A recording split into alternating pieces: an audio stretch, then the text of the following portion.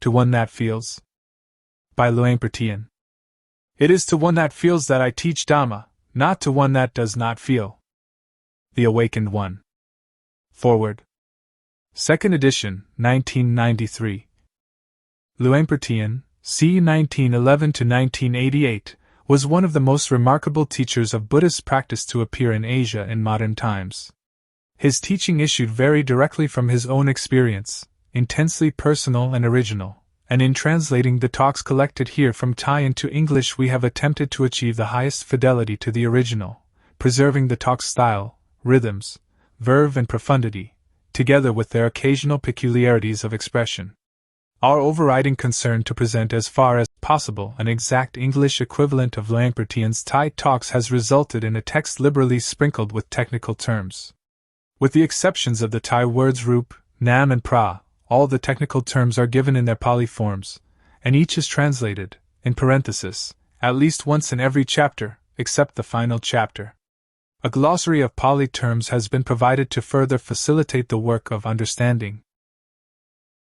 For their help in the production of this book we would like to thank the following: Richard Baksa, who typed the first draft of this revised edition of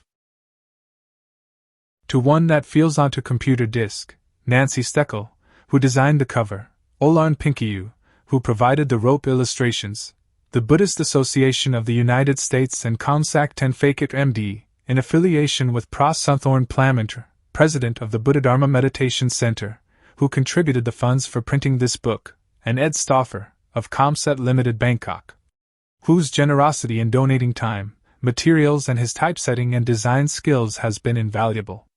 Bikinirodo Tavavat Puntarigvavat Thailand Bristol, Pennsylvania July B 2536, 1993.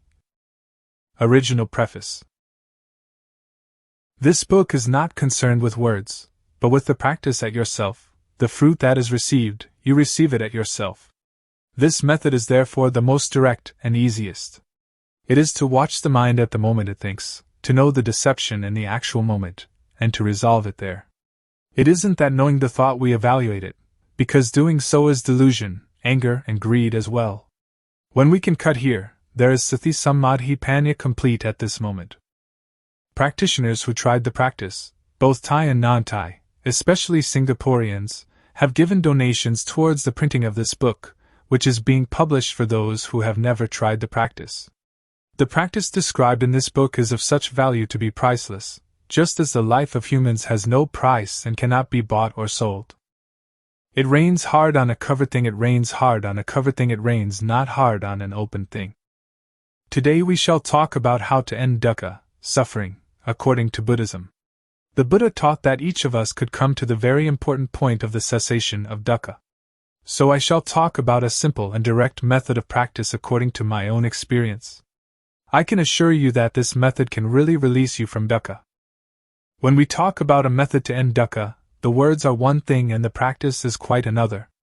The method of practice is a method of developing sati, awareness, in all positions, standing, walking, sitting and lying. This practice has frequently been called satipatthana, the grounds of awareness, but whatever you call it, the point is to be aware of yourself. If you are aware of yourself, then moha, delusion, will disappear. You should develop awareness of yourself by being aware of all your bodily movements, such as turning your hands, raising and lowering your forearms, walking forward and back, turning and nodding your head, blinking your eyes, opening your mouth, inhaling, exhaling, swallowing saliva, and so on. You must be aware of all of these movements, and this awareness is called sati. When you have awareness of yourself, the unawareness, which is called moha, or delusion, will disappear. To be aware of the movements of the body is to develop sati. You should try to develop this awareness in every movement. When you are fully aware of yourself, there arises a certain kind of panya, knowing, in the mind that knows reality as it is. To see yourself as you are, to see Dhamma, actuality, the way things are, the truth of nature of existence. To see Dhamma isn't to see deities, hell or heaven, but to see oneself turning the hands, raising and lowering the forearms, walking forwards and back, turning and nodding the head, blinking the eyes, opening the mouth, inhaling, exhaling, swallowing saliva, and so on. This Rup Nam. Rup is body, Nam is mind. Body and mind are dependent upon each other. What we can see is Rup, and the mind that thinks is Nam. When we know Rup Nam, we know reality as it is. When you see with the eyes, you should be aware of it. When you see with the mind, you should also be aware of it. Dhamma is yourself. Everyone is Dhamma, whether male or female, Thai, Chinese, or Westerner, each is Dhamma. The practice is with us, and the teaching of the Buddha can really lead us to the extinguishing of dukkha. Individuals are Dhamma. Dhamma is the individual. When we know Dhamma, we will understand that everything is not as we think it is. Everything is samuti, supposition.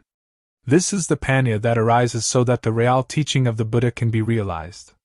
Whether the Buddha existed or not, Dhamma is there. When you really see this, you will be beyond your superstitions. Once you that Dhamma is yourself, it is you that lead your own life, not anything else. This is the beginning of the end of dukkha. Next, we try to develop sati in all our movements in daily life. For example, when we make a fist or open it, we are aware of it. And when we are aware of all our movements, then not knowing, or moha, disappears by itself. When there is awareness of ourself, there is no delusion. It is like pouring water into a glass. As we pour the water in, it displaces the air, and when we have filled the glass with water, all the air has gone. If we then pour the water out, air instantly goes back into the glass. Just so when there is moha, sati and panya cannot enter. But when we practice the developing of sati, doing awareness of ourselves, this awareness displaces moha. When there is sati, moha cannot arise. Actually, there is no dosa, moha, lobha, anger, delusion, greed. Why not? As you are listening to me talking, how is your mind? Your listening mind is natural, and free from dosa, moha, lobha. Now we come to know sasana, religion, Buddhasasana, Buddhism, papa, sin, and punna, merit. Papa is stupidity, punna is cleverness or knowingness.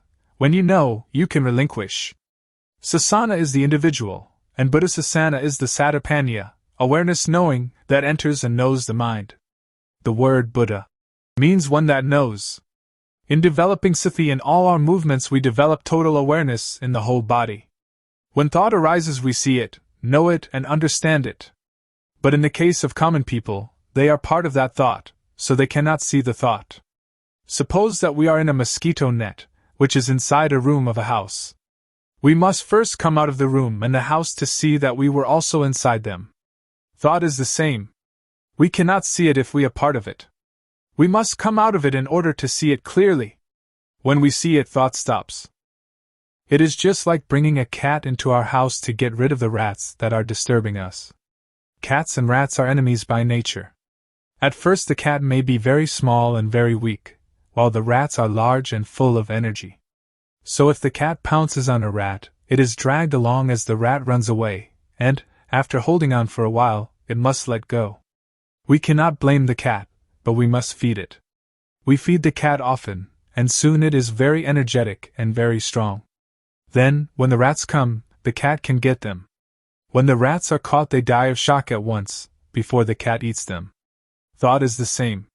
If we develop sati, then when thought arises we become aware of it, and it stops. The thought does not continue, because we are aware of it. It disappears because we have sati, samadhi, setting up the mind, steadiness of mind, and panya all together at that moment. Sati, or awareness, means to be alert like a cat watching for rats. When thought arises, we do not have to be a part of it. It will arise and disappear by itself. When there is sati, there is no moha.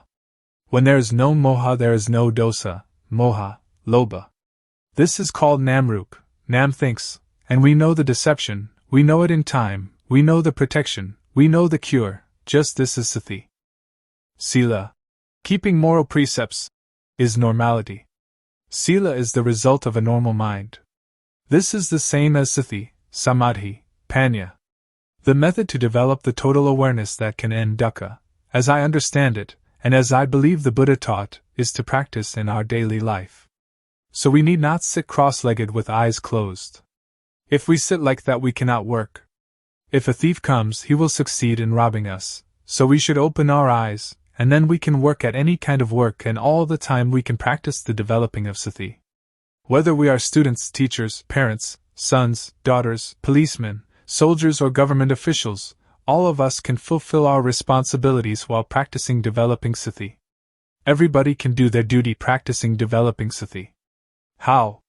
Since we do not sit with eyes closed, we can go on with our duties and see our mind at the same time. The mind has no real self. As soon as it thinks, we see it, we know it, we understand it.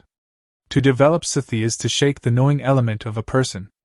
Everybody has the reality in their own mind, but if we cannot see it, we do not understand it, but it is still there. Now if we look, we see it. When we see like this, it is called seeing Dhamma. Seeing this kind of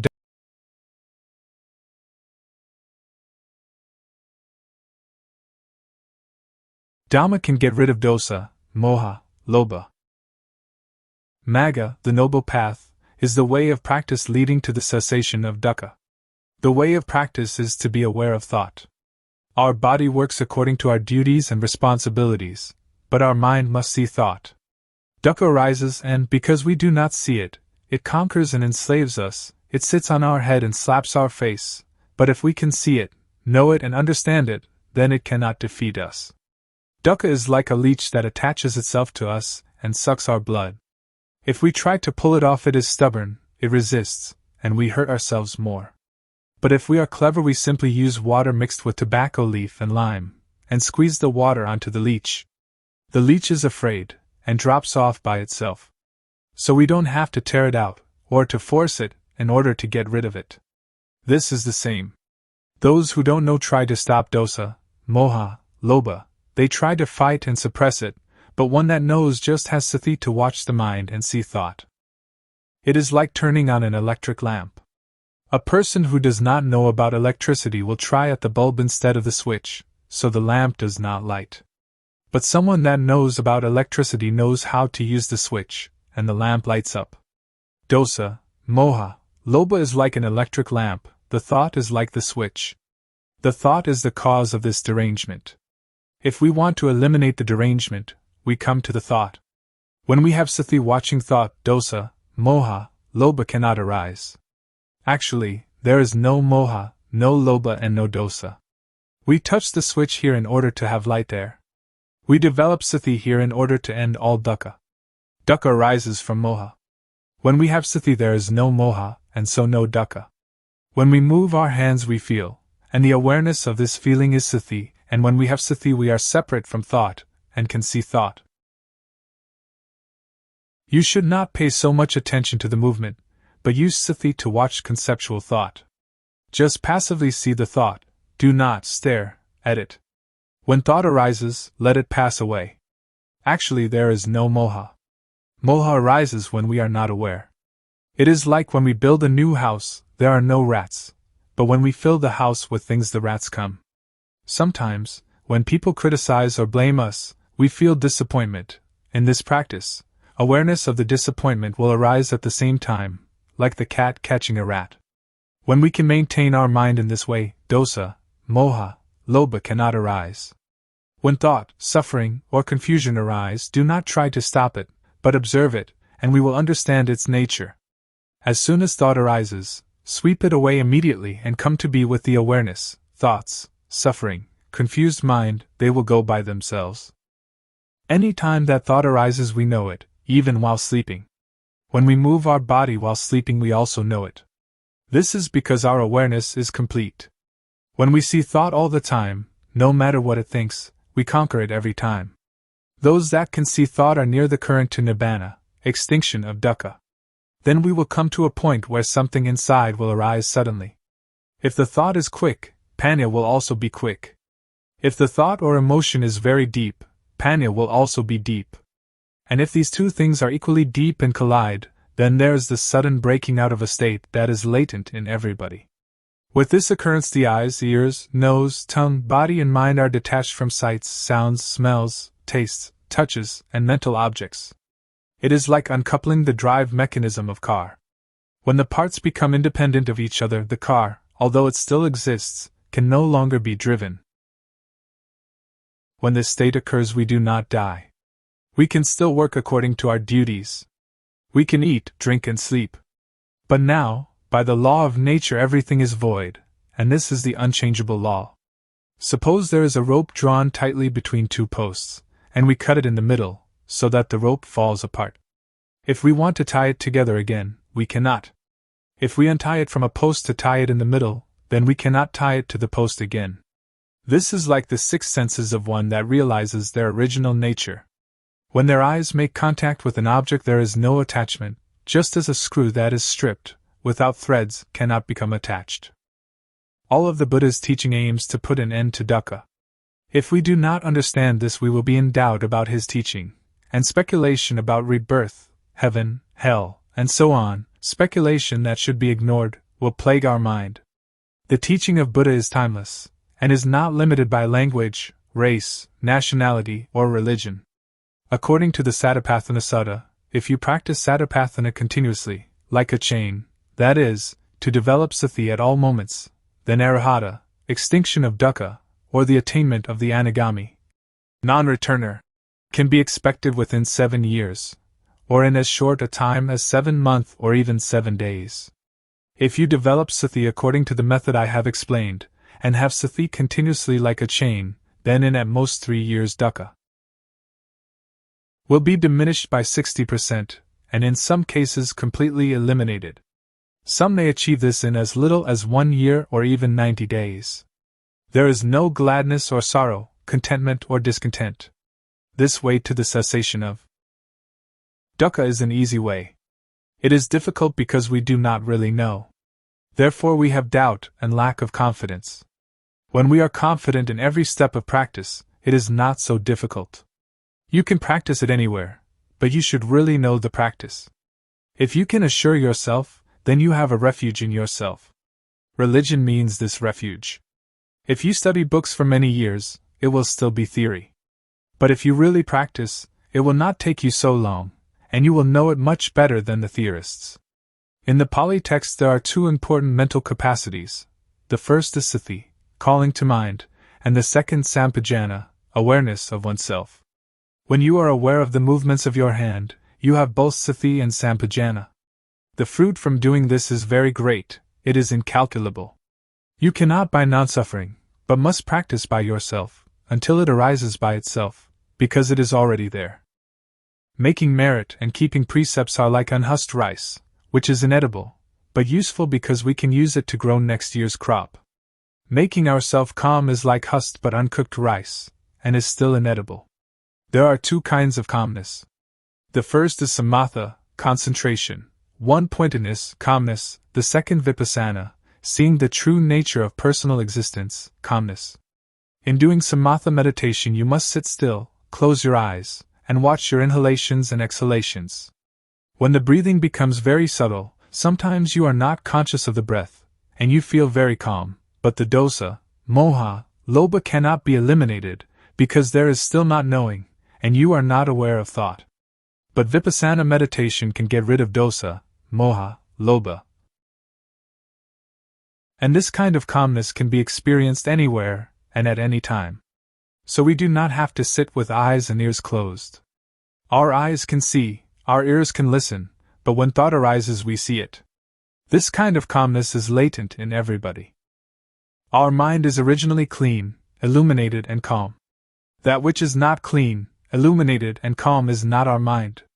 It is kilesa, defilement. We try to conquer this kilesa, but in actuality there is no kilesa at all. So how can we conquer it?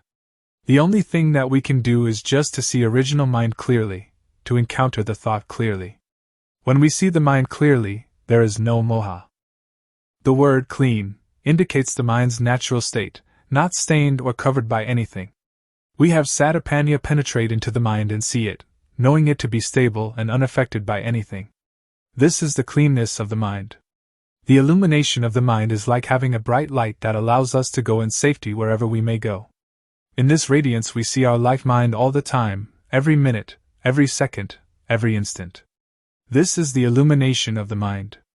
Calm means cessation, the cessation of dosa, moha, lobha, of all agitation and difficulty. The cessation, too, of seeking any method or system. We need no longer look for a teacher because we really know, for and by and in ourself. When we really know the mind, we know it to be clean, illuminated and calm at all times. When we know the mind, we know how dukkha rises and how dukkha ceases. We know thought every time it thinks. We are even aware of our heartbeat. And whatever our movements are, we know them. We know by watching naturally, without strain or tension. The knowing is very quick. It is quicker than lightning, quicker than electricity, quicker than anything. The knowing is the same as panya, the same as satipanya, sati and samadhi and panya, they are all the same. The panya really knows everything. Even when the slightest sound occurs, we know it. The wind touches our skin, we know it. Thought arising in any manner, we know it. When the thought is deep, the panya is also quick. However quickly thought arises, the panya knows the thought. This is called padakasamuppada, dependent co-arising. When there is no avijja, not knowing, the structure that gives rise to dukkha is broken, because the knowing is there. You may have heard that the Buddha cut his hair just once, and it never grew again. This is a riddle. When hair is cut, it cannot attach itself again. This is analogous to cutting off avijja so that it cannot arise again. This is the inviolable law of nature, just like the rope that, stretched between two posts, cannot be tied once it has been cut. When we see this point, we know that it is latent within each person. Then why is it so difficult? It is not difficult, but it is also not easy. It is difficult and it is easy. There is a saying in northeastern Thailand. The poor are rich, the rich suffer. Why suffer? Why poor? The rich are rich in money alone, but poor in not seeing their own nature. The poor are rich with law of nature. Money cannot bring anybody to this point. Every person has the same ability to reach this point, because everybody has it. It does not matter whether we are woman or man, Thai, Chinese or Westerner, and it is not dependent on religious belief. We all have the same original mind. This is the law of nature, just as everybody is composed of the same four elements. I can assure you that each and every person can practice, but you must have a sincere mind. I believe the saying that Dhamma existed before the arising of the Buddha. The Buddha was the first one to discover it. Before the Buddha, Dhamma was concealed. The Buddha only uncovered Dhamma. This true nature exists in every person. When you stand up, this nature stands up with you. When you sit, it also sits. When you sleep, it sleeps along with you. When you go to the toilet, it accompanies you to the toilet. It goes everywhere with you, so you can practice everywhere. So you should know how to practice. You should know how to see thought. When you know the source of thought, this is a very important point. From this point the way will reveal itself. When we have the right view and the right path, then certainly we will reach the goal. In listening to a Dhamma talk, in giving charity, in keeping precepts, in practicing Samatha meditation or even Vipassana meditation, if we do not reach this goal, they are good only in a worldly sense, but not in the real sense. If we do not give charity or keep precepts or practice meditation, and still reach this point, then everything is done, like the sky covering the earth, it covers everything. So the 84,000 discourses in the Tipitaka, the Pali Canon, which is the whole teaching of the Buddha, are included in this point. If you study the entire Tipitaka, you should come to this point. If you finish the entire Tipitaka but have not come to this point, then you still have doubts, and therefore dukkha. Now we do not have to learn any sutta, the discourses of the Buddha, Vinaya, the code of monastic discipline, or Abhidhamma, the systematic analysis of the teaching found in the suttas, which together comprise the Tipitaka, but we have to come to an awareness of this point. When we reach this point, we will know the whole of the Tipitaka. Once the Buddha, walking in front of the forest with a number of monks, grasped some dried leaves and asked those monks, "The leaves in the forest, or the leaves in my hand, when compared which are more?" The monks answered, "The leaves in the whole forest are much more than the leaves in your hand, venerable sir." The Buddha then said, "Dhamma that I know is great, like the leaves in the whole forest, but Dhamma that I teach you is like a handful of leaves." Please understand the meaning. The Buddha teaches only dukkha and its extinction, nothing else.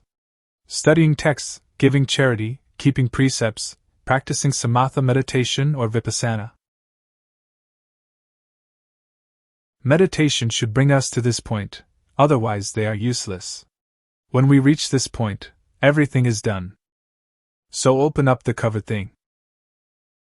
Because every person has doubts in seeking the method to be free from confusion, today I will talk about the method and about the practices that I developed previously.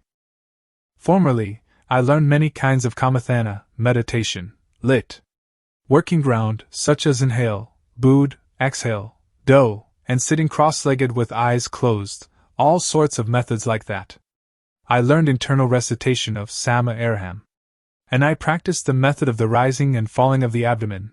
This is also a method of inhalation and exhalation. And then I came to the method of breath counting, yet another practice of inhalation and exhalation.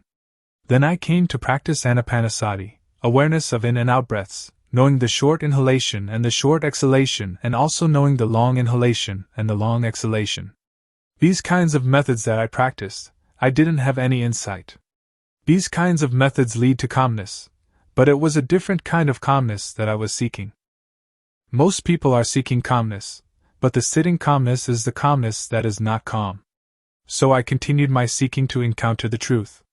Truth is the reality that is latent in everybody, regardless of nationality, language, or uniform. What is latent in everybody is what I was seeking, until I found it, and could see it clearly, could understand it clearly. That is the real calmness. There are two kinds of calmness. The calmness that is not knowing needs to sit quietly, and to sit alone. That is not real calmness. The calmness that I am going to tell you about today is the calmness that we don't have to seek. Why don't we have to seek it? Because we know the end of dukkha, suffering. This is called calmness. And we don't have to learn from anyone else anymore. Now, everybody, please listen carefully. First, the method that led me to find real calmness. Without paying any special attention to any point, I just do the movement, and just have sati, awareness, knowing all postures and all movements, such as standing, walking, sitting, lying, bending, stretching, and all the movements. When I have practiced in this way, and have awareness of all my movements, panya, knowing, arises within myself. Aware of myself, not others, I know Rup, body, I know Nam, mind, I know the disease of Rup, I know the disease of Nam. There are two kinds of Rup disease, Nam disease. Disease in the body, such as headache or stomachache. With this kind of disease we have to go to the hospital to see the doctor. The doctor will check the body and the cause of the disease, and knowing the nature of the disease, can apply the medicine that cures it. Then we recover. Another kind of disease is when the mind thinks, and we are content or discontent, glad or sad. This kind of disease cannot be cured by the doctor in the hospital, but you have to study yourself until you know the source of thought. To cure this kind of disease you have to study yourself until you really know. When I know the source of thought, I have found calmness, but only a small amount of calmness arises. The real calmness is when we can cease to seek, when we don't have to run around to find anyone else. That is called calmness. I continue to do more awareness of myself, panya arises, and I know dukkham, anicam, anatta, suffering, impermanence, not self, and I know samudhi, supposition. Whatever supposition exists in the world, know it completely, know it to the end, know it to the whole, and know everything that is in the world. What supposition is called samudhi panyati, convention of supposing, paramatha panyati, convention of the touchable, atha panyati, the deep meaning of the Dhamma, and arya panyati, agreement between those that have become Dhamma. We have to really know these four conventions completely, really know them to the end, and really know them to the whole. After I know samudhi completely, I know sasana, religion, I know papa, sin, I know punna, merit, I really know these things. Usually we attach to samudhi, such as we attach to Hinduism, Buddhism, Christianity or Islam. These things are only samudhi. The real religion is everyone. Buddhisasana, Buddhism, is satirpanya, awareness knowing, which is in everybody. I can assure you on this point. When I know myself, I know everyone is like myself, because everyone can know.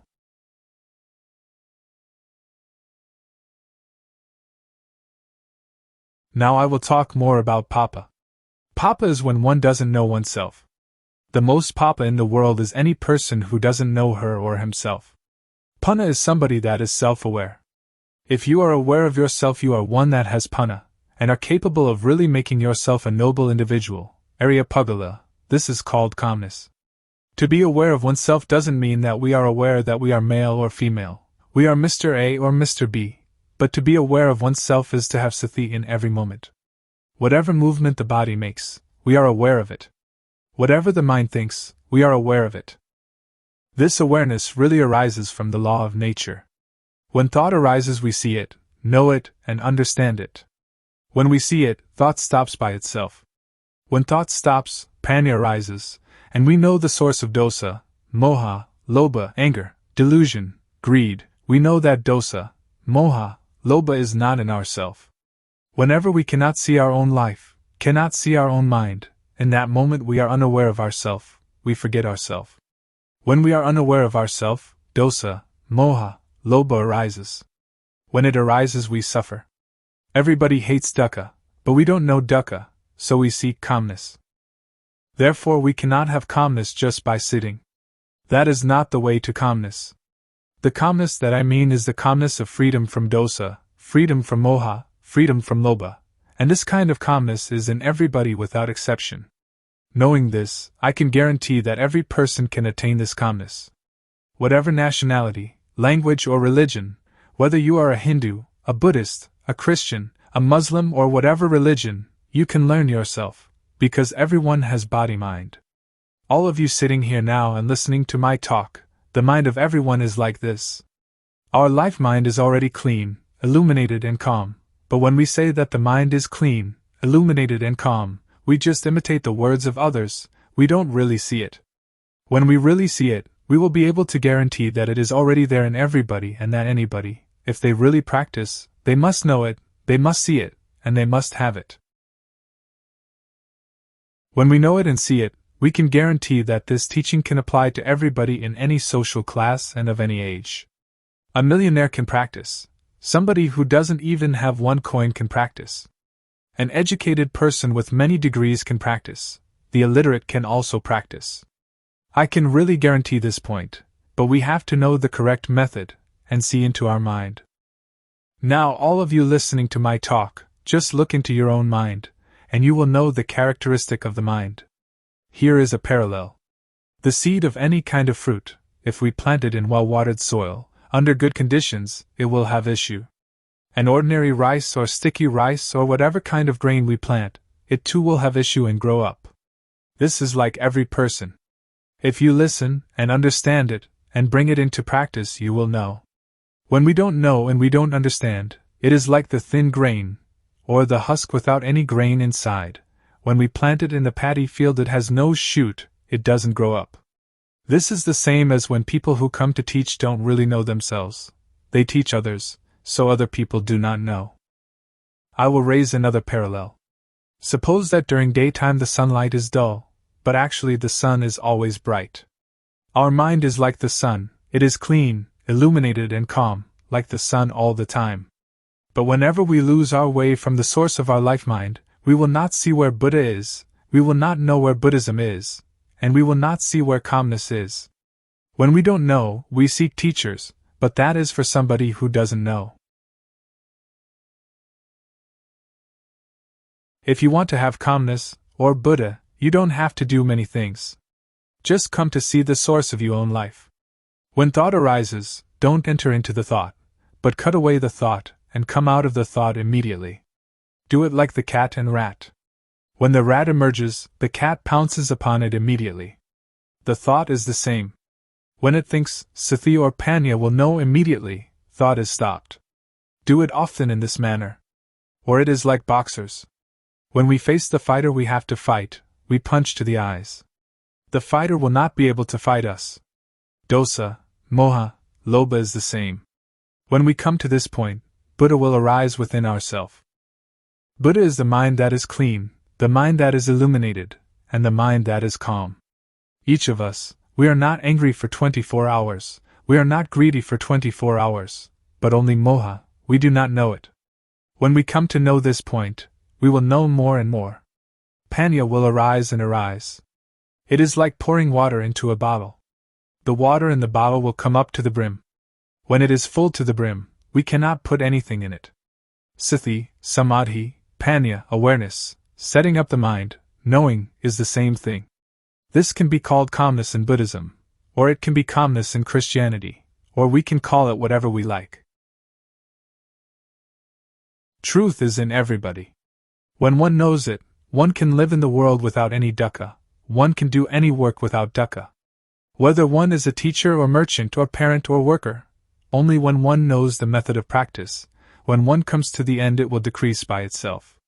It is like a leech attached to our skin. We don't have to force, to tear it out, but just bring some lime and tobacco leaf mixed with water, squeeze it onto the leech, and the leech will detach by itself.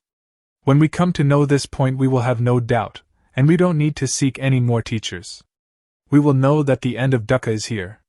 Today I have talked about truth, appropriate to the time. I will finish talking now. Anyone that has any questions, feel free to ask. Audience, why are people neurotic? Luangpor, because we think a lot and we never see thought. We only see outside ourselves, that this person is rich, that person poor, this person beautiful, that person not beautiful. Somebody who has a car only sees their car, somebody who has jewels only sees jewels, somebody with a watch only sees their watch. They never see their own life, their own mind. This is moha, delusion. To see our own mind clearly, without trying to do anything with or about it, simply seeing it and letting it go, this is the way to freedom from dukkha, freedom from all neurosis. So we should develop sati. Develop means to make much of it. As sati grows, its ability to penetrate into and reveal the mind also grows. If we only practice keeping the precepts or doing calmness meditation, it is still not safe. It is like lighting a candle in a dark cave. The darkness shrinks a little but is still there with us, we are still in the dark, and when the candle goes out the darkness immediately covers everything again. So we should emerge from the cave by having sati all the time, in every movement. This is an easy method.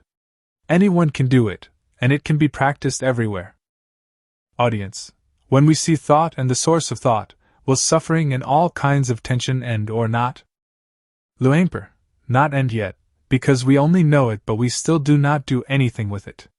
We only know and see thought, we only know the source of thought, but sometimes we lose the way of it. For example, each day we may know it 10 times, but the not knowing is more. So it is not the end. But it is the beginning of destroying moha in the source of thought.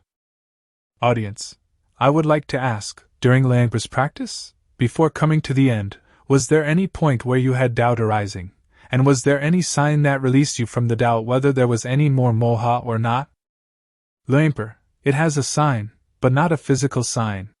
The sign is that you see yourself and you have no moha. It is as if an overturned bowl had been set aright. Or it is like uncovering something that has been covered over and hidden. Only anyone that comes to this point will know it, and will immediately have no doubt. We don't have to talk about dosa, moha, lobha, because it is quite common, it is a shallow matter. When we talk about seeing thought, most people know thought but they do not see thought. When we know thought, thought will still continue, and we lose our way in the continuity of thought. We have moha in thought, then dosa, moha, lobha comes at this point. So this is why a person who knows thought still has dosa, moha, lobha. Audience, in seeing the thought, does the mind talk inside? Luangpor, no, not the mind talking inside. When we see it, it is detached. It is like the leech. When we know thought, it is like trying to pull the leech out of the skin. But when we really see it, we don't have to force the leech, but only put tobacco leaf and lime mixed with water onto the leech, and the leech will detach by itself. So if we really know, we don't have to listen to anybody. It is like we are sitting here now, we don't have any dosa or lobha, and we only have moha, because we do not see our life. When we see and know our own life all the time, dosa, moha, lobha cannot arise. So our mind is clean, our life is not dirty, there is no external sign, people cannot see, but we know and see ourselves. Audience, Luangpor says that when we see thought, thought will stop immediately. I am not sure about this. If it is true, I would like to ask, when we see thought and thought stops, do we know what the next thought is? Luangpor, don't pay attention to the next thought. Only see the thought, it will stop by itself. To avijja, not knowing, the knowledge of a person who has no panya. But with the knowledge of one that has panya, to know and to see can be separated. It is vijja, knowing, or panya. Panya and vijja will separate thought apart, and that is the end of dukkha. So one that has panya knows like this. But I can assure you that all of you here can do it. Please try it yourself. Just to listen you cannot know it. It is only memorizing. If we practice it, we will come to see clearly, to know really. This is our own knowledge, so it is called Buddho, which means to see or to detach. Audience, when we know truth, and we know it clearly, is there any guarantee that, after knowing, the knowledge will not disappear again? When we know, do we know for good, or can it disappear? Luangpor, it is something inside us. It does not disappear. Suppose we know our eyes. We have our eyes all the time. This is the symbol that everyone has it and can teach it to others. I can assure you that all of you here, practicing this method, will not take longer than 3 years to know. Audience, Luangpor, would you please give a blessing to all those here? Luangpor, when a monk gives people the moral precepts and a blessing, that is one kind of goodness, but the real morality and real blessing is alertness and awareness of yourself. Please, each of you, practice the awareness wherever you are, at home or the office, in all movements, and that will become the real morality, the real blessing. The real morality, the real blessing will occur when you know, you see and you understand by yourself, and when you respect yourself. Then it will not rain hard on that. Today is an important day, that we gather to listen to my talk on truth. What I am going to talk about is what I experienced. I have practiced it, and the result it has given me is that I have no doubts. All of you here want no dukkha, suffering, like myself I suppose. In reality, in actuality, there is no dukkha. We suffer only because we don't know it. All of you listening to my talk right now have no dosa, anger, no lobha, greed, and no moha, delusion. The origin of the mind of human beings in every nation and of every language is as such. Please set up the mind to listen, and bring it into practice. First of all, we have to practice awareness. Most people do not understand, so they try to find calmness, but without success. I did that also. I sought calmness, but I didn't know where calmness was. Now I would like to talk about another kind of calmness.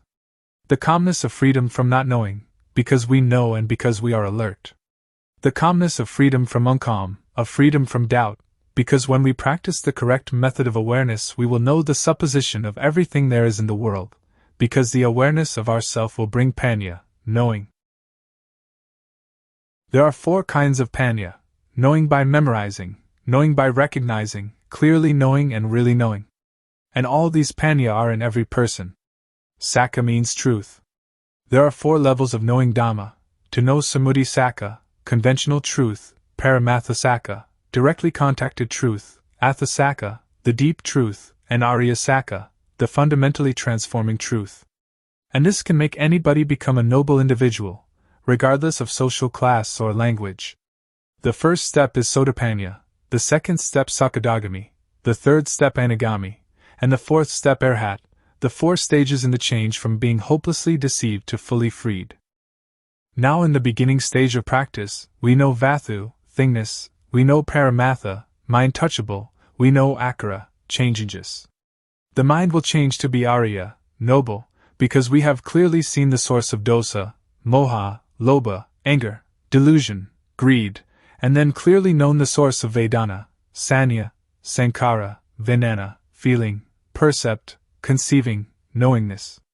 This is called to clearly know and to really know with Nanapanya, the knowledge of full awareness knowing, that arises from the developing of sati, awareness. Next we use sati to see the mind, panya will arise, and we will know the source of kilesa, defilement, stickiness, tanha, craving, heaviness, upadana, attachment, and kama, action. Next, use sati to see the mind again. Whatever thought arises, see it immediately, and we will know the deception, know in time, know the protection, and know the cure. We will know how to conquer conceptual thought. Sila, moral conduct, will occur within our own mind. It is not the person who observes Sila, but Sila observes the person. Sila means normality. Whenever the mind thinks abnormally, we see the thought immediately. This is called Sila observing us. People who only keep the precepts will not know this mind's occurrence. So Sila is a tool to get rid of crude kilesa, to destroy dosa, moha, lobha, to destroy kilesa, tanha and upadana. Then Sila appears. Samadhi, steadiness of the mind, setting up the mind, is the tool to get rid of the median kilesa. Median kilesa is the attachment to calmness. I have done breathing meditation, which brings calmness, but it is the kind of calmness dependent upon moha. I did that because I didn't know the real calmness at that time. Now I know calmness. Real calmness is clearly seeing, really knowing, and really understanding. This kind of calmness, everyone can do it when they know the source of moha. Whether you are a teacher, student, merchant, or homemaker, you can do it. Everybody needs calmness, and this kind of calmness, whatever kind of work you do, you still have it, because you know the source of moha. We don't have to sit with eyes closed to get calmness, but we can have calmness in this very society.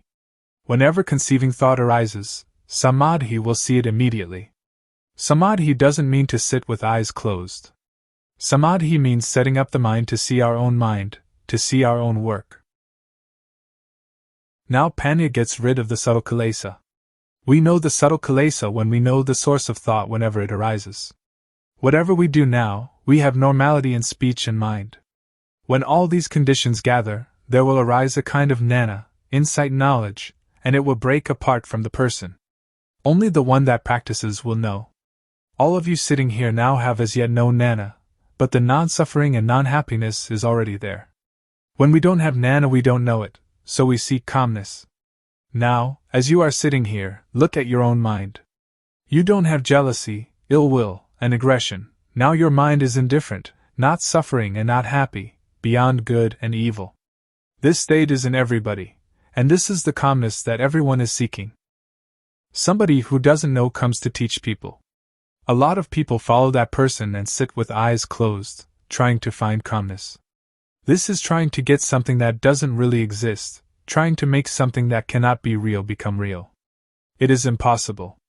So that is only the state of delusion. Now we come to know the real thing. It is called upekkha, indifference, equanimity. It is our own mind. It is like something that is covered over. Now, when we come to see our own mind, it will be revealed. So we don't have to do anything with calmness, because it is already there. The only thing we have to do is know the method of practice. The method of practice is to know the movements of the body. We don't have to watch the movements of our breathing. We have to know the movements of the physical body, and then see the movement of the mind. Breathing is never glad or sad, it never hates anybody or likes anybody.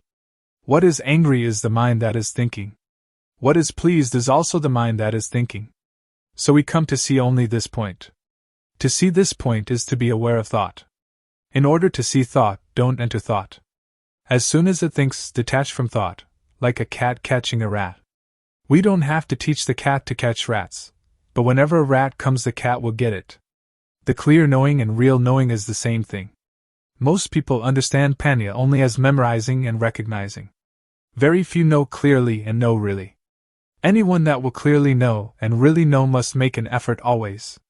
Wherever they go, they always watch thought, going to the toilet, eating food, whatever they do, they look at thought. When we watch thought a lot, like a cat watching for rats, then when thought arises, sati or panya will clearly see immediately. This is called panya, getting rid of the subtle kilesa. When we come to this point, it is like the hidden thing is revealed, and we will know all religion. We will see with self-understanding the teaching of any religion. We will understand Hinduism or Christianity. We don't understand now because we just memorize from the texts. That is only a kind of history. Now we come to study it ourselves. Reality is in us. Texts are only the words of other people. We come to see our own mind, and we will be another knowing individual. I will stop now. Anyone that has questions can ask. Audience. Luangpor teaches that when we go to the toilet we also watch thought. Shall we watch our walking, or shall we watch thought, or what shall we watch? Luangpor. Thought arises even when we do not pay attention to it. So when it arises we will see it, we will know it, we will understand it. If we pay too much attention trying to see it, it will not think. So we should practice in an indifferent, detached way. When it thinks we will know.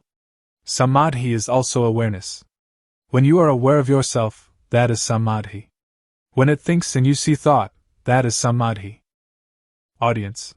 When I sit I can watch the thought, but when I walk to the toilet and intend to see the thought, when thought arises should I stop walking and see the thought, or what should I do? Luangpor, you don't have to stop walking, just be aware of yourself. When we are aware of ourself, that is Samadhi. Whatever movement we make we will know it. Unintended thought will arise by itself. If we do not see it we will attach to it, and this is dukkha. So we come to know the cause of dukkha. Normally our mind is indifferent. It can think without dukkha, and we know that it thinks without dukkha, but when we do not see thought we follow thought, we enter the cave, and that is dukkha.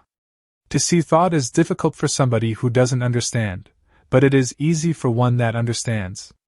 To see thought doesn't concern any kind of work. We can write, and when thought arises we see it. When we walk to the bathroom, or when we are bathing, and it thinks, we just see it. So we don't have to do anything with calmness, because calmness is already there. The real calmness is when we see thought. Audience. So we don't have to stop thinking. Luangpor, right. Just watch the movement of the mind. Don't force the mind not to think, don't try to prevent or force the mind not to think, don't try to prevent or get rid of thought. Many people want to tranquilize the mind, they don't want the mind to think. That is the understanding of others. But in my view we should let the mind think. The more it thinks the more we know. It is like when we dig a new well, the water is at first full of dirt. So we have to empty out the water, bucketful after bucketful. We don't have to stop up the hole out of which the water is flowing, but we let the water flow, as much water as possible, and we continue emptying out the dirty water. We clean the edge of the well and continue emptying out the water. We do it again and again. We do it until all the dirt is gone and the water flowing out of the hole is clear and pure. If anything were now to fall into the well we should see it, and know it immediately. So we don't have to stop the mind from thinking. Sometimes it thinks this, sometimes it thinks that, but we just see it immediately, like cat catching rat, and the more it thinks the more we empty it out. When thought arises we see it, that is the important thing. Audience. When we sleep and when we are awake, do we watch thought in the same way? Luangpor, the same. When we cannot see thought, when thought arises during the day we don't know it. At night when we dream, we also don't know it. Now, when we see thought wherever we go, when thought arises we know it. At night we sleep, and when it thinks we also know it. Audience, I am still puzzled. Should we see thought or should we see ourselves? Luangpor, they are the same. We can call it seeing thought, and we are also aware of ourself at the same time. Audience, I would like Luangpor to explain the difference between knowing thought and seeing thought. Luangpor, when we know thought we enter into thought, and thought still continues, it doesn't stop. But when we see thought, when thought arises it stops immediately. So we should practice often to see thought. There will arise Nanapanya. Do it like boxers. Every boxer wants to be world champion. Boxers need to be very quick.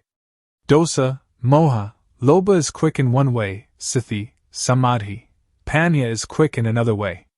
When we train sati, samadhi, panya to be very, very quick, it will be world champion, it will conquer the world. This conscious body is the world. Do we want dosa, moha, lobha or sati, samadhi, panya to rule the world?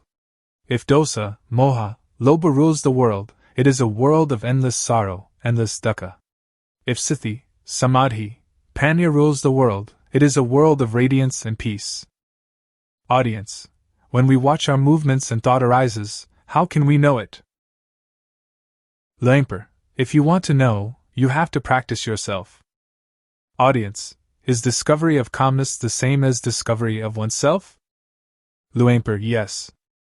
Audience: if we can find calmness within ourselves, how can we keep it with us all the time?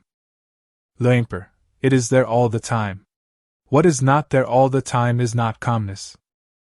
Audience: people have karma and karma disturbs us. So how can we be calm? Luangpor: no, not in that way. We just think ourselves. Karma just means action, not those kinds of karma that you did in the previous life. Audience: if we don't think about karma, then there is no karma, is there? Luangpor: right, we don't have to think of it. Audience: people are seeking the same thing, but why are there so many thoughts? Luangpor: because there are many different teachings, many books, much talking, so all are mixed up, and this causes suffering. This way of calmness doesn't concern studying books. It doesn't concern anything. When we read many books, or listen to many teachers, we only have knowledge for talking, so we don't have the experience of the real calmness. Audience: how can it be there all the time? Luangpor: if we add colored dye to water, people say that the water is red, or the water is black, or whatever color it is. But in reality water is colorless, and if what is not water is removed, then we see it. Upekkha is the mind's natural state. It is present in everybody without exception. When somebody becomes very angry, Upekkha anchors that person just like a ship's anchor, and therefore they don't die of shock. When somebody becomes very, very greedy and would like to take a great deal away from others, Upekkha is like a ball and chain, holding back and moderating the greed, so that it doesn't totally unbalance that person. So Upekkha is already there, we don't have to seek it. It is like the sun when it is hidden by clouds. Dosa, moha, lobha, when it arises, obscures Upekkha. But when we clearly see our mind, Upekkha is uncovered. Audience: Luangpor said that gladness and sadness are the same thing. How can they be the same? Luangpor: they are dukkha. Gladness is one kind of dukkha, sadness is another kind of dukkha. Unknowing people live with dukkha, eat with dukkha, walk and stand and sit with dukkha, sleep with dukkha. Wherever they go, they bring dukkha along. When they see a movie, they laugh. Laughter is a form of dukkha. When they meet with sadness, they cry. Crying is a form of dukkha. Gladness and sadness, both of them are forms of dukkha. Just so, I imagine that there are two kinds of darkness, white darkness and black darkness. When we earn a lot of money, we are glad. That is dukkha. It is the white darkness. When we lose money, we are sad and the mind thinks angry thoughts. This is also dukkha. It is the black darkness. But both are dukkha. Audience: in reality there is no gladness or sadness, they just arise from moha, don't they? Luangpor: just like that. Audience: Luangpor said that all kinds of gladness are dukkha. Is there some kind of gladness that is not dukkha, for example love between husband and wife? Luangpor: all are dukkha. Audience: how about gladness in Dhamma, or sometimes when we look at the sunshine we feel happy? Luangpor: that is not dukkha, not suffering or happiness, not gladness or sadness. It is indifference, equanimity. Audience: I would like Luangpor to explain the thing that is called love. For example, a woman and man who are going to get married. Luangpor: somebody who doesn't know dukkha will approach dukkha, and dukkha will teach its lesson. Audience: when we see thought, it stops. So during which time do we see the three characteristics, anicca, dukkha and anatta? Do we see them when we see thought, or before seeing thought, or when we think of them?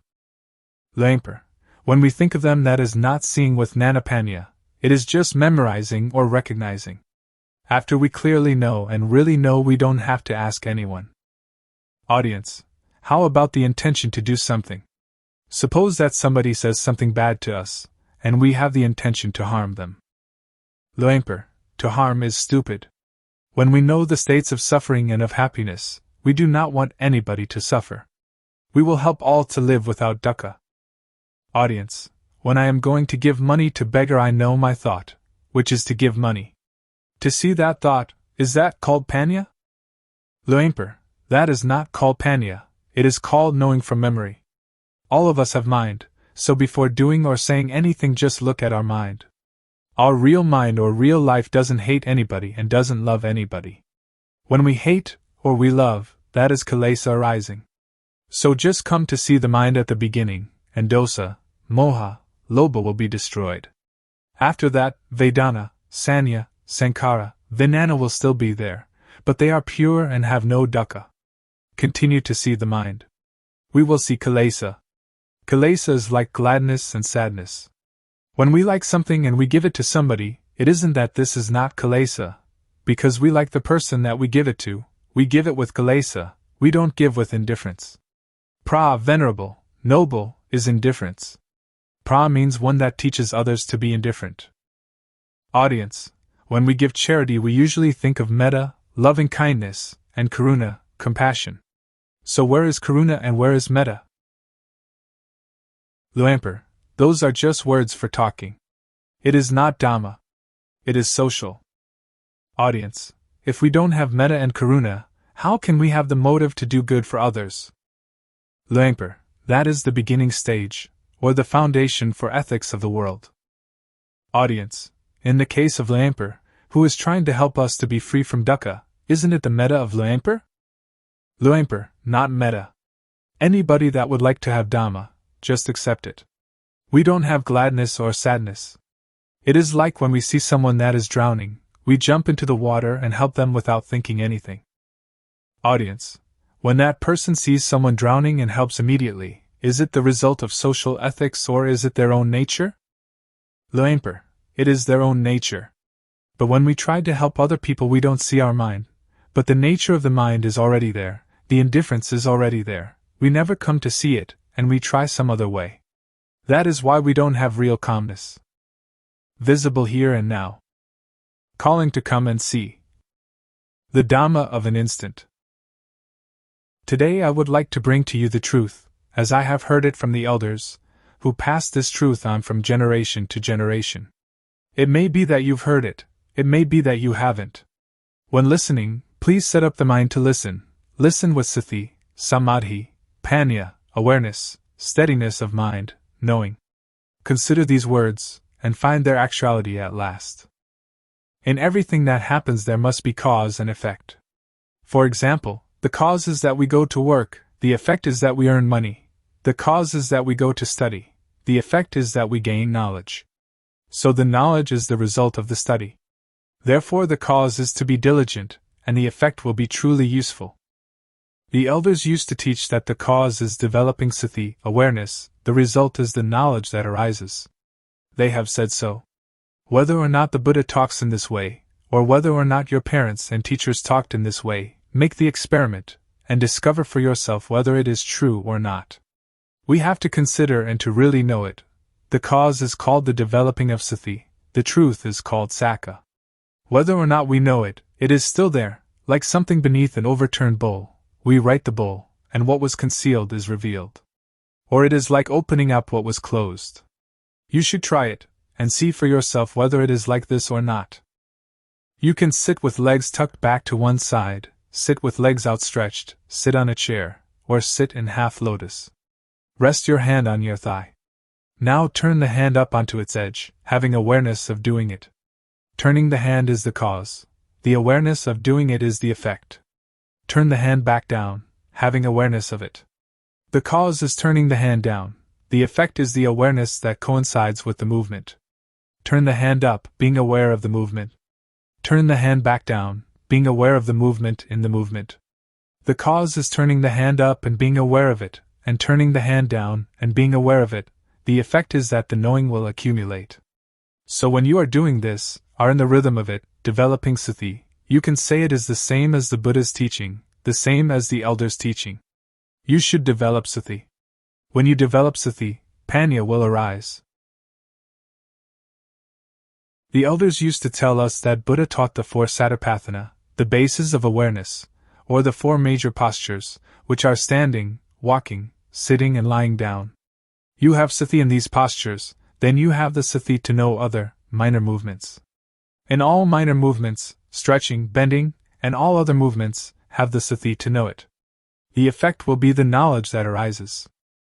Some people may say that this accords with the texts, some may say that this does not accord with the texts, but please listen, and try to practice yourself.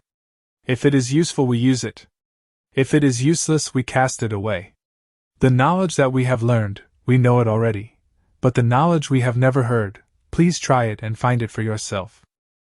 This is a practice I have done. Sit comfortably, back erect, hands palm down upon the thighs.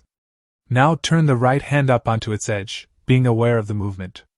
Then raise the hand straight up to chest height, being aware of the movement. Then bring the hand down to rest on the abdomen, being aware of the movement. Now repeat these 3 movements with the left hand. Then, having sati in each movement, move the right hand up the chest, then swing it out to above the right leg, then lower it to rest on the thigh, and then turn the hand back down again. And now repeat these 4 movements with the left hand. This is rhythmic practice. It is called the minor movements. Humans cannot stay still, so we find some work for the body to do and then use the sati to be with the movement. You can call it sati or you can call it samadhi. The feeling is called sati, samadhi is setting up the mind. When you do it, have awareness of it. If you don't set up the mind, then you will not know. When you blink, you know it. We've blinked since our birth from our mother's womb, but we don't know it. When we look to the left or look to the right, we don't know it. We don't have sati samadhi. We have only the usual sati samadhi, but we don't set up the mind to know it. If we set up the mind to know it, the sati will be newly built sati. Samadhi is setting up the mind. We've breathed since we were born from our mother's womb, but we don't know it. Now we set up the mind, and breathe in and out, then we know it. When thought arises, then we know it. The knowing is caused by the developing of sati. So I would like all of you to take this teaching and use it. Ordained, all right. Not ordained, all right. Believe any religion, all right. Wear any uniform, all right. Keep the precepts, all right. Don't keep the precepts, all right. Give a lot of charity, all right. Don't give any charity at all right. If you don't develop sati, then you will not know, even though you make merit, keep the precepts or practice a lot of calmness meditation. The knowing will arise because of the developing of sati. When we have more and more awareness, then the unawareness, which is moha, or delusion, will fade away. When we have more and more sati, more and more samadhi, panya will arise. This is called panyaparami, the perfection of wisdom. I do not talk according to the texts. Panya is already there. Parami means the readiness to know, if we practice in the right way. If we practice in the wrong way, then we will not know. Now if we know the real thing, not knowing outside ourself. We know within ourself. We know ourself. Sitting here we know ourself to be Rupnam, body, mind.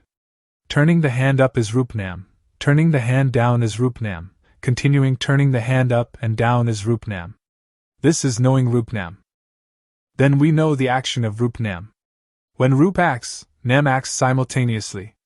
When Rupnam acts, we know it. We know it because of the developing of sati.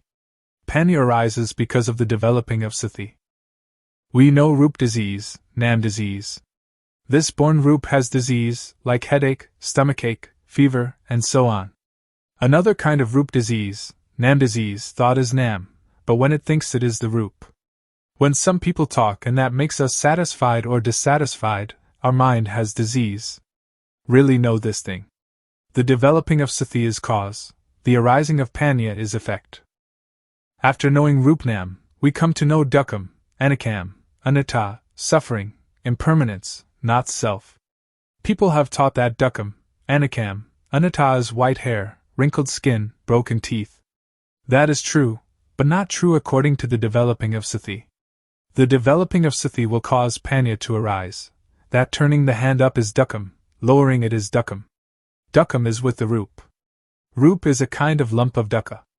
Dukkam is unbearable. Anicam is unstable. Anatta is uncontrollable. It is like that all the time. If we know it, it is like that. If we don't know it, it is also like that. So Dhamma, which makes a person become a Buddha, is there before the Buddha. Dhamma exists in everybody. It depends on the owner of each body to make this knowing happen. If we are able to know it, then we will know it. It is like the overturned bowl. Whether it is overturned or set aright is up to us. Now we come to know samuti, supposition. Know all kinds of samuti completely. We know that money is just a kind of metal, just a kind of paper, but we conventionalize it. Woman and man are samuti as well. When we don't know it, we suppose it to be woman and suppose it to be man. But if we don't suppose it, then we don't know them. Ordination and disrobing, monk and novice, all are samuti, just take a piece of cloth to wear. The knowing is sati, samadhi, panya and sakha is truth. If it is true by samuti we know it. If it is true by samuti, we know it. If it is true by paramatha, direct contact by the mind, we know it. Ghosts and deities are all samuti. Have we ever seen them? A ghost is a person who acts, speaks or thinks evil. The body doesn't do anything, it is roop, like a doll. The thing that moves is the mind. Deities are the same, we suppose them. When we don't really know samuti, we don't know. We really don't know. I can guarantee that we don't know. I myself didn't know. But others may have, I don't know.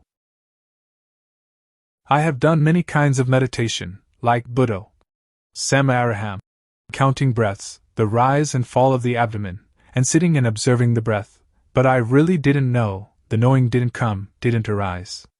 It led to calmness and attachment to calmness. So calmness, or samatha kamathana, the working ground for tranquility, is like putting a rock on top of weeds. When we take the rock off, the weeds will grow better than before, because the soil has been kept moist. Vipassana means clear insight, a complete uprooting. This is the real knowing. Anyone that does it will know it. Anyone that was born as a human being can do it, regardless of race, language, or religion. But we have to understand the correct method. Also, we know sasana, religion. Sasana doesn't mean temples. The temple is just the supposed sasana. This is called samudipanyati, convention of supposing. Paramatha is the real thing, which exists in humans. Everyone is sasana. They say that sasana is teaching, they teach and the ear hears, then sati, samadhi, panya considers it, and becomes knowing. Really know that. Oh, everyone is sasana. To destroy sasana doesn't mean to destroy temples or Buddha images or Bodhi trees. To destroy sasana means to say bad things to people, to hit people, to kill people, which is great evil. So sasana is humanity. To curse someone is to curse sasana, to injure someone is to injure sasana, that is what evil is. Now Buddhasasana, Buddhism. Buddha means one that knows. The body is like a doll. Sati, samadhi, panya is the knowing. So Buddha means sati, samadhi, panya, or the mind that is clean, illuminated and calm, which exists in everybody without exception. Now we talk about papa, sin. Papa is not knowing, darkness, stupidity. We fear papa, but why don't we make ourselves realize, so that we will be free of that fear? Punna, merit, is knowing clearly. People, when they come too close to monks, they fear papa. It is as if monks are the papa itself. That is just samuti. Now we don't have to fear papa. If we cannot conquer papa, then we will have no chance and no time to conquer it. Don't fear papa, but try to conquer papa. This doesn't concern making merit, keeping precepts, or vinaya, the code monastic discipline. The developing of sati is dhamma, is vinaya, is sila, normality, and is everything. We know all this because we develop sati. If we do not develop sati, but just study, that is only to memorize, not to see clearly or to see really. The developing of sati is to know clearly, to know really. When one knows, one can assure oneself and others. Anyone that does it will know it, because everyone knows the same thing. The knowledge is the shared object of developing sati. The result of developing sati can end dukkha. We don't attach to samuti, we will not fear ghosts, we will not fear deities. We don't attach to any samuti at all, because anything that does not exist we don't have to fear. Ghosts and deities have no real existence, just samuti. A ghost is somebody who speaks, thinks or does evil. A deity is one that speaks good, thinks good or does good. We know how to be human. Ghosts arise in people while they speak, think, or do evil. When anger arises, and we can stop anger, that is human. When we can make our mind calm and clean all the time, that is deity, a mind worthy of respect. When we know like this, we can break through. So Vipassana has this object, the 6 sense bases, eye, ear, nose, tongue, body and mind, the 5 aggregates, that is from the texts, the 12 bases, the 18 elements, the 22 faculties, the 4 noble truths, and the 12 padakasamuppada, dependent co-arising. We learn from the texts, we study it, but we don't know it. We just know from memory. When we come to develop sati, the knowing will arise, that is the real thing. When we use sati to watch thought, whenever thought arises we know it, because when we move we have sati. Thought has no real self. When thought arises we have sati and know it, like a cat watching a rat. When the rat emerges the cat catches it immediately. This is the same. When we have sati in each movement, when thought arises we know it, see it, and understand it. This means that we can untie it and conquer it. The elders said that to conquer others 100 or 1,000 times has not the benefit of conquering oneself just one time. To conquer oneself is to conquer thought. When thought arises we see it and know it. Then it cannot proliferate. Whenever thought arises we know it. When we develop more and more sati there will arise nanapanya, knowledge arising from full awareness, knowing, to know clearly, to know really. Vathu, thingness, means everything in the world and in ourself, we have to know it all. Paramatha means everything that exists in the world and in ourself, seeing it, having it, being it, right now in front of us, touchable with the mind, we have to know it all. Akara means that everything in the world and in us can change. When we clearly comprehend it, then we see, know, understand and touch dosa, moha, lobha, anger, delusion, greed, because it is vathu, paramatha, akara. After knowing this the mind will be very cheerful, and can see Vedana, Sanya, Sankara, Vinana, feeling, percept, conceiving, knowingness, not being dukkha. The real pra, noble, inheres in this. Pra doesn't mean you shave your head, but means the quality of the mind. Paramatha means the real thing. The real pra is in everybody without exception. In this way of developing sati, the feeling of the movement is the cause, the effect is knowing all this. Pra means teacher, one that teaches. When they know this and teach this, there is no dukkha. A real pra knows samudipanyati, paramathapanyati, athapanyati and ariyapanyati, the 4 levels of designation. The mind has changed and we will really know this. If we know other things it is not correct. We continue the practice. There will arise piti, rapture. We feel comfortable, the mind is light. It is like in darkness there arises the light, or the dirty becomes clean again. Or like black and white, or the heavy becoming light. The mind changes from one stage to another. When the knowing arises the not knowing disappears immediately. When the quality of the real pra arises the quality of not being a pra disappears immediately. When the quality of being deity arises the quality of being ghost disappears immediately. When the quality of being human arises the quality of being other disappears immediately. It arises and substitutes for the other. This is called to be born here and die here. Not being born from the womb of the mother and dying physically, that is another thing. That is also the supposing of dukkham, anicam, anatta. Continue the practice. It will be like a pot of water, which has filled to the brim, is now having water removed.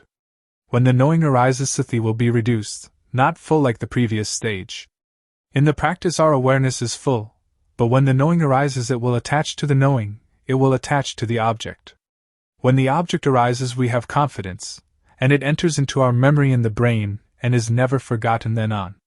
I have known this since I was 46, but I haven't forgotten even a little. I know Rupnam in the morning, and know the changing of the mind in the evening. I really know this, and I have the confidence to guarantee that it is the teaching of the Buddha. The Buddha taught this thing. Making merit, giving charity, keeping precept, that is good in one way, but learning from the texts we do not really know how to practice developing sati, how to deal with mind. A person who doesn't know teaches a person who doesn't know. The result is not knowing. One that knows teaches, the result is knowing, because everybody has it, each can become the real pra, a noble individual. Woman, man, child, if they know it they become the real pra, a noble individual. Therefore the pra is a kind of blessing, because she or he teaches people to know. Blessing means noble. The noble knowledge is called giving Dhamma as charity, or giving knowledge as charity. This is the path of the real noble individual. When we develop sati, and know the movements more and more, Nanapanya will occur. When Nana, insight knowledge, arises, you will really know. You don't have to remember from the texts. You will know kilesa, tanha, upadana, kama, stickiness, heaviness, attachment, action. Seeing clearly, seeing really, kilesa, tanha, upadana, kama will reduce or fade away. When we know this point, we don't have to believe anybody. The one that sees it owns it. Suppose that the Buddha comes and tells you that this practice is not correct, you will also not believe him, because it is real. When Nanapanya arises, you have real confidence. When you know this point, pity will arise again. When I knew this point during my practice, I went to sleep. After getting up, I started walking back and forth. The cause is walking back and forth, the effect is that the knowing arises again. I walk back and forth and have the knowing. At that time there is a centipede running across my path. The centipede is cause, the effect is that I see the centipede. I light a candle and try to find the centipede. When I cannot find it, I bring the candle back, and then begin to walk back and forth again. Walking back and forth is cause, the effect is knowing sila, salakhanda, samadhikanda, pranikanda, all that belongs to normality, setting up the mind, knowing. The knowing arises that khanda means vessel, container, to contain, to fight it. You can fight everything. It is like when the container is good and you go to get water, you can have that water to drink. But if the container is broken, when you go to get the water, you cannot get it. In the text they call this adhisalasika, adhisatasika and adhipanasika, the training in the higher morality, higher mind and higher wisdom. We can compare them, the texts and the experience. This is called sila has arisen, therefore sila is the tool to get rid of the crude kilesa. Sila is already there in us. So this kind of sila doesn't concern keeping precepts, but only concerns the development of sati. When we practice this kind of developing sati, its result will happen in this way. When we know this point, we will understand that sila can really get rid of the crude kilesa. When the crude kilesa is removed, sila will occur. It is like when we plant fruit trees, banana, coconut or palm, the shoots are already there, but to see them we have to wait until they come up. When we see them, that is the result. Please work diligently and devotedly at developing sati. Whatever people may say, we don't have to pay attention to it. Even though you make merit and give a lot of charity, you will never know this experience.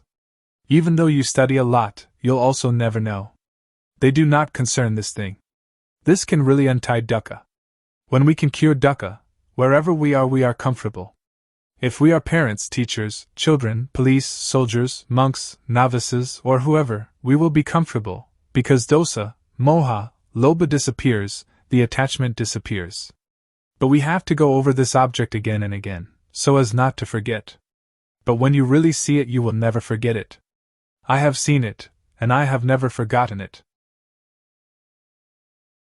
Now we come to know samatha, concentration calmness, or doing calmness. There are two kinds of calmness. Samatha calmness is the calmness of not knowing. So samatha meditation is only a device to keep the mind calm. Vipassana, liberating insight, means to see clearly, to know really. It is also calmness, but a different kind of calmness. Developing sati, the calmness will arise by itself because it is already there. The arising calmness is the unattachment, not having dosa, moha, lobha. When people say anything to us, sati will come immediately. It is like having only one chair but there are two people who are running to sit on it. When sati arises, sati will sit there, dosa, moha, lobha cannot come because sati, samadhi, panya is already there. It is full. The fullness is already there. The voidness is also already there. It is like an empty glass, which has air inside it but we cannot see the air. When we pour water into it, water will substitute for the air, all of the air. The matter of sati is the same thing. I can really assure you. Suppose there is somebody who says bad things to us. Sati will come, and we can see it clearly. Parents teach us that if there is somebody cursing us or saying bad things to us, we should be patient and not get angry. But we cannot stay still because we don't see it. When there is nobody to say bad things to us, we are already comfortable, because the comfortable is already there. It depends on what we suppose to be the owner of each body to practice and make it occur. When we practice, the clear knowing and the real seeing will occur. I can assure everybody. If somebody does not develop sati and does not make this thing occur, that person doesn't have it, but it is already there. So we should respect each other. After knowing sila, we will know kama, sensuality. Kama means those things that make calmness. Kama is attachment. This is called kamaramana, the object of sensual enjoyment. It is called kamasava, under the control of kama, bhavasava, under the control of bhava, being, or dukkha, this is bhava and jati, birth, avijasava, avijja is not knowing. Now we come to know kama, which is deities, rich people, people with authority. They attach to reputation, money, honor, these people who have kama. But I do not blame anybody, I just teach directly. You can bring it into practice, or you might not bring it into practice, it depends on you. When we know kama, we see that kama is dukkha, kamasava is dukkha, bhavasava is dukkha, avijasava is dukkha, because of not knowing. We also know samatha meditation. People may talk in any manner, we really know the matter of calmness. We know all the stages of it, because it is already in us. We right the overturned bowl, we open up what is covered over, that is to teach the method of practice, the method of arm movements, the method of turning the hand. This is one form of the most intensive practice. I have not taught this according to the texts. It may or may not contradict the texts, but I will talk in this way, because doing this way then you know this way. If you study from the texts, when asked about the truth, you don't know. Many of my teachers didn't know. The arm movement is cause, its result is panya arising. Cause and effect go together. After knowing this, we know about panna and papa. For any bad bodily action, we know how it is papakama, harmful, benighted action, and if there is really a hell, into which level we shall fall. For any bad verbal action, we know how it is papakama, and if there really is a hell, into which level we shall fall. For any bad mental action, we know how it is papakama, and if there really is a hell, into which level we shall fall. For any bad bodily, verbal and mental actions together, we know how they are papakama, and if there really is a hell, into which level we shall fall. For any good bodily action, we know how it is panakama, beneficial wise action, and if there really is a heaven or nibbana, to which level we shall go. For any good verbal action, we know how it is panakama, and if there really is a heaven or nibbana, to which level we shall go. For any good mental action, we know how it is panakama, and if there really is a heaven or nibbana, to which level we shall go. For any good bodily, verbal and mental actions together, we know how they are panakama, and if there really is a heaven or nibbana, to which level we shall go. The shaking of the knowing element is already there in everybody. The developing of sati can apply to everybody. If you don't believe it, just try it. I can guarantee that it will not take longer than 3 years and you will really know. It is like the fat, fertile grain that we plant in the field. If we practice incorrectly, it is like the empty husk. If you dig the ground, but not in the right place, then you cannot get water. If you dig into the ground in the right place, then you can really get the water. This kind of practice, if you do it correctly, you will really get the result. If you do it incorrectly, you will not get the fruit. When the occurrence happens, we know about 4 elements, earth, water, fire and wind, they come together. When we know this, the occurrence arises. We know the end of dukkha. The end of dukkha is here. It will demolish all and everything. On this thing I do not believe anybody. When we come to the end, we will have jnana. Sila is the tool to get rid of crude kilesa. When the crude kilesa comes to an end, sila occurs. Samadhi is the tool to get rid of the median kilesa. When we know the median kilesa, then we know samadhi. Panya is the tool to get rid of the subtle kilesa. When the subtle kilesa is discarded, panya then arises. That arising panya is called jnanapanya. Because it is inside us, we know it. If it is not there inside us, then we don't know it. I can assure you that everyone without exception can know it. Women, men, believers of any religion. When I was practicing this method, I was not a monk. Sometimes I wore shorts, sometimes I wore trousers. After knowing this Dhamma, I taught brothers, parents, aunts and uncles for 3 years. They knew, but they knew little, but still they knew the real pra, knew the supposed pra, knew Samudipanyati, Paramathapanyati, Athapanyati, and Ariyapanyati. The mind changes from commoner to noble individual. They say that Nibbana is Tadangapahana, abandoning by substitution of opposites, Vikambhanapahana, abandoning by suppression, Samukkadapahana, abandoning by destruction. Tadangapahana is to come to know oneself thoroughly. There are 4 levels of knowledge. First, we know until the end of dukkha, but we know only a short time, it doesn't last long. Second, we know longer, like the light of a bigger lamp. Third, we know even longer, like the light of even bigger lamp. And fourth, when we know the end of dukkha, but after we know it is there all the time. It is like the full flame of the lamp, or the light of the sun, the very brightest light. There are 4 kinds of jnana. We have to really know it. This is learning and practice. Learning means moving the arms. Practice means turning the hand up and down. After learning and practicing this method, the fruit will come, and we will have no doubt, because we know all. We also know the end of dukkha. Padakasamuppada, dependent co-arising, is just words. If we want it in our practice, we have to come to the cause, that is to practice movement until panya arises. When panya arises, when we talk about padakasamuppada, we know it immediately. So now we come to the conclusion. We practice developing sati, and we come to see thought, we come to see the mind. We do the practice like a boxer. Once in the ring, the boxer must box. We do it often, step by step. We do it like a ball in a field. When people do not stop kicking the ball must continue to roll. When they stop kicking it, the ball comes to rest by itself. It doesn't have to fight nor to escape. We come out of thought, come out of the cave, and we live in the brightness. We see our life, mind at all times. When the mind moves, we know it. Satipanya, awareness knowing, is there immediately, like a barrier against all harm. And though the world of others be turbulent and heated, with us the whole world is at peace. Be that way. Banner. To be experienced by the knowing. Each one for oneself. How to practice developing sati. The Buddha teaches us to know our duty. The duty of humanity is to practice Dhamma. The duty of humans is to teach humans to be human. So we should look to ourselves first, we should consider ourselves first, we should teach ourselves first.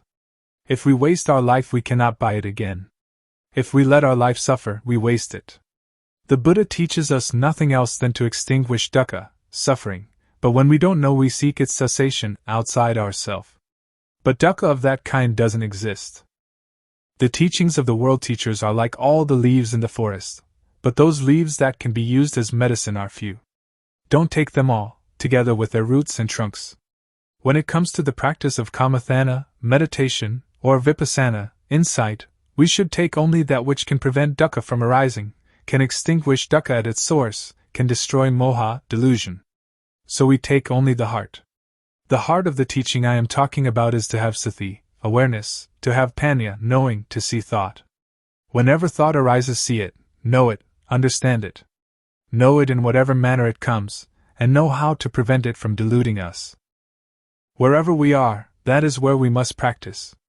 Nobody else can do it for us. Wherever we go, we are the one that goes.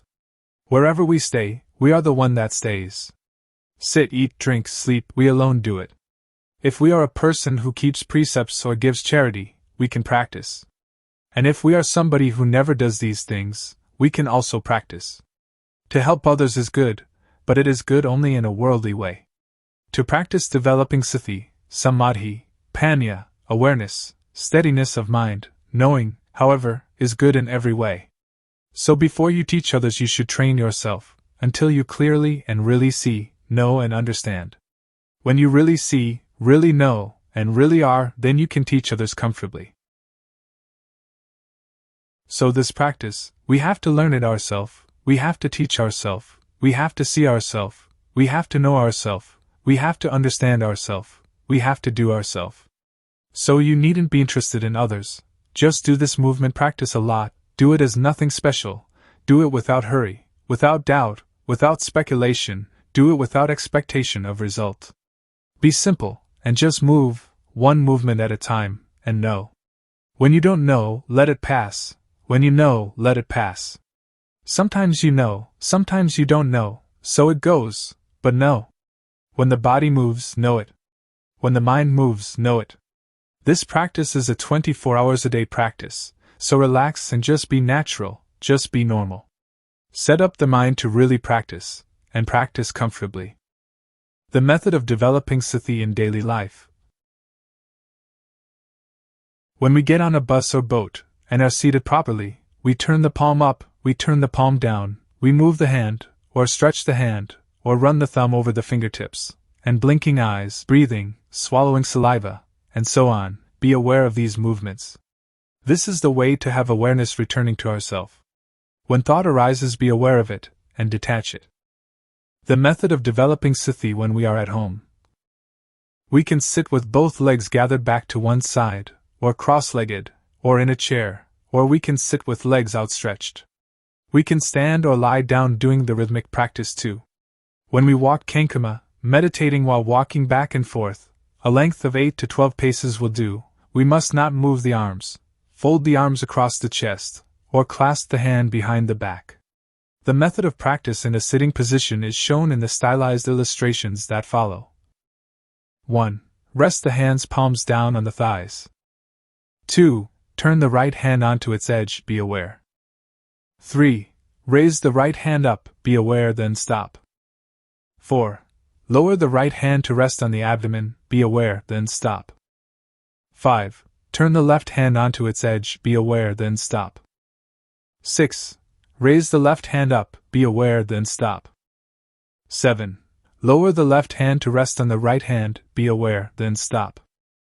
8. Slide the right hand up to rest on the chest, be aware, then stop. 9. Move the right hand out, be aware, then stop. 10. Lower the right hand onto its edge on the thigh, be aware, then stop. 11. Face the right palm down, be aware, then stop. 12. Slide the left hand up to rest on the chest, be aware, then stop. 13. Move the left hand out, be aware, then stop. 14. Lower the left hand onto its edge on the thigh, be aware, then stop. 15. Face the left palm down, be aware, then stop. Good in the beginning. Excellent in the middle. And miraculous in the end. The object of the practice. Of developing sati through. The method of movement. Stage 1. Suppositional object. We must know Rup Nam, body-mind, must know Rup acting, Nam acting, must know Rup disease, Nam disease. There are two kinds of Rup disease, Nam disease. With diseases of the body, like headache, stomachache, and wounds, we have to go and see the doctor at the hospital. The disease of the mind is dosa, moha, lobha, anger, delusion, greed. For a cure, we must depend upon this method of developing sati awareness. Then we must know samudhi, supposition. Whatever samudhi is in the world, know it to the end. Then we must know sasana, religion. We must know Buddhasasana, Buddhism. Sasana is everyone without exception. Sasana means the teaching of one that knows. Know Buddhasasana. Buddha means one that knows, one that is awake, one that is blessed with Dhamma, which is sati, samadhi, panya, awareness, setting up the mind, knowing. So we develop panya. Then we must know papa, sin, must know panna, merit. Papa is dark, stupid, not knowing how it is. Panna is clever, knowing everything. Whoever doesn't know is called somebody who still doesn't have panna. End of stage 1. There will arise an obstacle at this point, because we attach to the knowledge of Vipassana upakilesa. Vipassana upakilesa, defilement of insight, is when we know outside ourself endlessly. We must withdraw. We must not enter thought. Stage 2, touchable object. Use sati to see thought. When thought arises, know it, see it, understand it, and touch it. As soon as thought arises, cut it away immediately. Do it like a cat pouncing on a rat. Or like a boxer that, climbing into the ring, must box immediately. The boxer needn't pay respect to the teacher. Lose or win, the boxer must box. We must not wait for anyone. Or like digging a well. When we find water, it is our duty to scoop out the mud, scoop out the mire, scoop out the water until it is finished. Scoop out the old water to the end. Now new water from inside will come out. We must stir at the edge of the well, clean the edge of the well, clean out the mud, and clean out the mire. Do it often. The water will become clean by itself. When the water is clean, anything that falls into the well we will know, see, and understand immediately. The cutting out of thought is the same. The quicker we cut, the better it is. Then let us see Vathu, thingness, see Paramatha, mind touchable, see Akara, changes. Vatha means things that exist in the world, everything in humans and the mind of humans and creatures. Paramatha means things that really exist, we are seeing, having, being it, right now in front of us, touchable with the mind. Akara means changes. Suppose we have a full can of dye, originally of 100% quality. If we dye cloth, it will adhere to the material 100%. When we know, we see, we can touch with the mind, the same full can of dye, but the quality declines. Take it to dye cloth, it will no longer adhere to the material. This we must really see, must really know. Then see dosa, moha, lobha. Then let us see Vedana, sanya, sankara, vinana, feeling, percept, conceiving, knowingness, see them, know them, and touch them. Really understand this. We needn't doubt. Now there will arise a little pity, rapture, but pity is an obstacle in the higher practice of Dhamma. We must not be interested in that pity, we must come to see thought.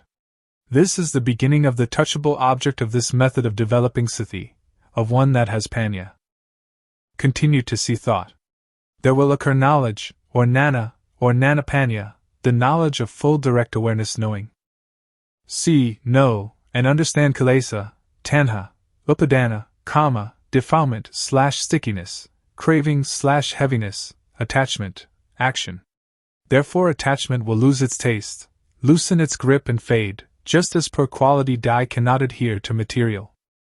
There will again arise pity. We must not be interested in that pity. Uproot satisfaction and dissatisfaction. Continue to see thought, to see the mind that is thinking. There will occur a kind of nana, to see, to know, and to understand sila, normality, silakhanda, samadhikanda, panyakandanda, the gathering together, containing of all normality, setting up the mind, knowing, or adhisalasika, adhipanyasika, the training in the higher ethics, higher mind, higher knowing. Kanda means to contain or to fight. Sika means to steamroller into powder or to pulverize to extinction. So sila is the tool to get rid of crude kilesa. Crude kilesa is dosa, moha, lobha, kilesa, tanha, upadana, kama. When these lose their taste, fade, and loosen, then sila occurs. Samadhi is the tool to get rid of median kilesa. Median kilesa is calmness, which is to see, to know, and to understand kamasava, bhavasava, avijasava, under the control of sensuality, being, not knowing, because this kilesa is median kilesa, which makes the mind calm. This is one of the objects of this method of developing sati. When we know and see it this way, we will come to know dana, generosity, giving, keeping precepts, and doing kamathana, meditation, from every angle and every corner. There will arise nanapanya in the mind. For a bad bodily action, know how it is papakama, harmful, benighted action, and if there really is a hell, into which level we shall fall. For a bad verbal action, know how it is papakama, and if there really is a hell, into which level we shall fall. For a bad mental action, know how it is papakama, and if there really is a hell, into which level we shall fall. For bad bodily, bad verbal and bad mental actions together, know how they are papakama, and if there really is a hell, into which level we shall fall. For a good bodily action, know how it is panakama, beneficial, wise action, and if there really is a heaven or nibbana, to which level we shall go. For a good verbal action, know how it is panakama, and if there really is a heaven or nibbana, to which level we shall go. For a good mental action, know how it is panakama, and if there really is a heaven or nibbana, to which level we shall go. For good bodily, good verbal and good mental actions together, know how they are panakama, and if there really is a heaven or nibbana, to which level we shall go. End of the object of this method of developing sati. It will be the greatest, most wonderful unfolding, which is in the mind of everyone without exception. If we still do not know it now, when the breathing is nearly finished we most certainly must know. One that is developing sati, developing panya, has jnana and knows. But somebody who doesn't develop sati doesn't develop panya. When the breathing is nearly finished it will be the same, but they will not know, because they have no jnana. To clearly know and really see, not just to memorize or recognize, to know with jnana panya of the real developing of sati, is to be able to assure oneself. It is said that at the end jnana will arise. Be careful about abnormalities that may occur. Be aware of yourself. Don't attach to happiness or to anything that arises. Don't take happiness, don't take suffering, but just return to reviewing the object often, from rupnam until the end of the object, level by level, and know that the object has steps and stages. Certainly, if you develop sati correctly, the longest time for the practice will be no more than 3 years, the median time 1 year, and the quickest time 1 day to 90 days. We do not have to talk about the fruit of this practice. There is really no dukkha. But that is not obtained simply by wishing, and this too is dukkha. There are many different methods of kamathana. I have practiced many methods, but those methods did not lead to panya. Now, the method that we are practicing is the method that directly leads to panya. Anyone can practice it, if they know the correct method. When panya arises you will know, see and understand by yourself. So the method of turning the hand up and down is the method to build up sati, to develop panya.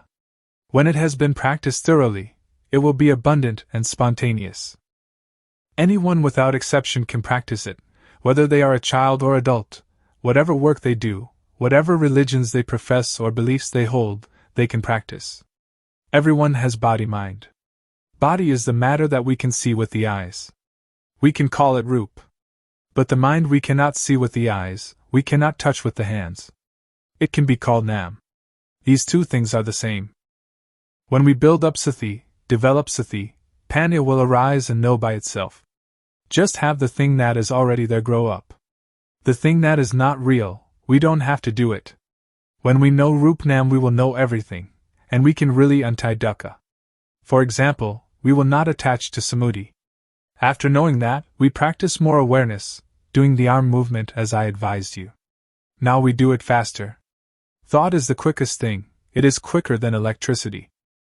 When satipanya has increased, it will know, see and understand dosa, moha, lobha.